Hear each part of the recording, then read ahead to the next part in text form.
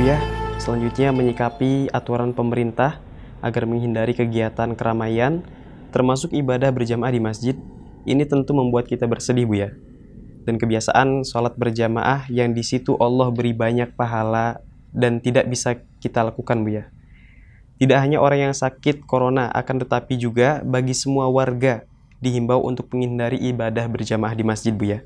Apakah kita boleh melanggar aturan pemerintah seperti itu? Sebab kita tidak ingin kehilangan pahala berjamaah yang begitu besar Bu ya. Kita ibadah karena Allah dan dengan aturan Allah, bukan mengikuti aturan hawa nafsu kita. Bagi yang biasa sholat berjamaah, kemudian ada udzur berjamaah, biarpun dia tidak melakukan sholat jamaah, dia mendapatkan pahala. Bukankah ini yang kita harapkan? Yang penting pahala terus mengalir kepada kita, kan itu. Tidak boleh dirubah menjadi hawa nafsu. Kalau Anda punya sesuatu yang menjadikan orang di masjid tidak nyaman, jangan pergi ke masjid.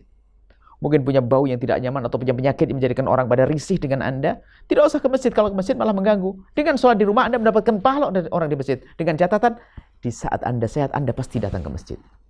Maka bagi yang biasa istiqomah melakukan sholat di masjid, kemudian dalam keadaan semacam ini, lalu Anda tidak boleh pergi ke masjid misalnya, maka ketahuilah Anda tetap mendapatkan pahala. Kita urusan dengan Tuhan Allah yang Maha Kasih dan Maha Pemurah.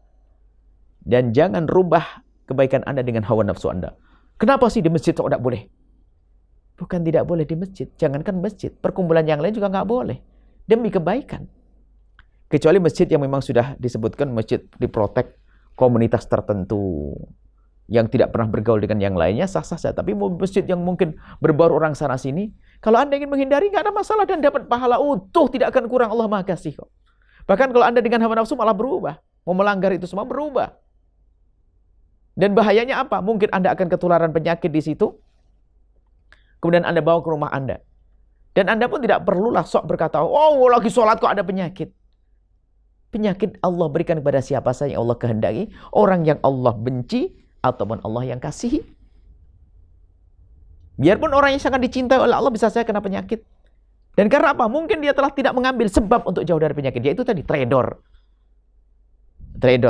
Akhirnya tertimpa penyakit. Jadi Anda patuhi. Kalau memang tidak boleh ke masjid, jangan ke masjid. Tidak usah sholat Jumat, tidak usah sholat Jumat, tidak ada masalah. Allah kan Maha Kasih. Yang penting kan niat Anda, dan Anda terhalang karena ada uzur, pahala utuh, pahala utuh. Bukankah itu yang kita inginkan? Bukan pengen dilihat orang bahwasanya, oh ini rajin jamaah, rajin sholat. Bukan itu. Tapi kita ingin dapatkan pahala dari Allah. Wallahu a'lam bishawab.